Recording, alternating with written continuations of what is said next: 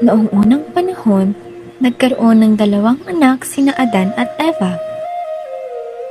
Si Cain ang magsasaka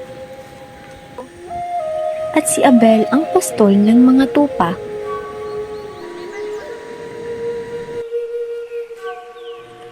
Isang araw, naghandog sila kay Yahweh.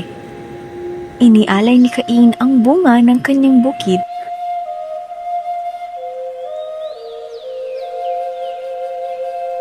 Samantalang si Abel naman ay naghandog ng pinakamainam mula sa kanyang kawan. Kinalugdan ni Yahweh ang handog ni Abel, ngunit hindi ang kay Cain. Dito nagsimulang pumasok ang inggit sa puso ni Cain.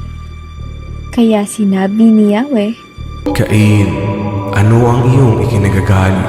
Ikaw ay aking tatanggapin lamang kung gagawin mo ang tama. Dapat mong matutunang pagtagumpayan ang kasalanan sa iyong buhay.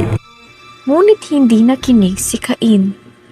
Inanyayahan niya si Abel na mamasyal sa bukid at doon, dahil sa galit at inggit, nagawa niyang saktan ang sariling kapatid.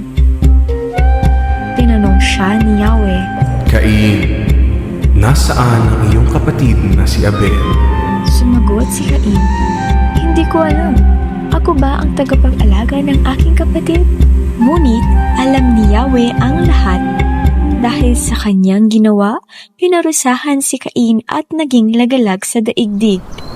Gayunman, binigyan pa rin siya ni Yahweh ng palatandaan, isang tanda ng awa upang walang pumatay sa kanya.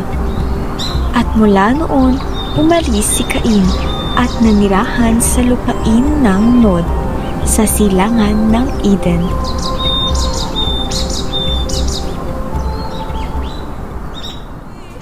Worthy of it all. Praise and glory, honor and strength unto our God, matchless, endless, more than restrained. This is our God. Every time sing praise and glory, honor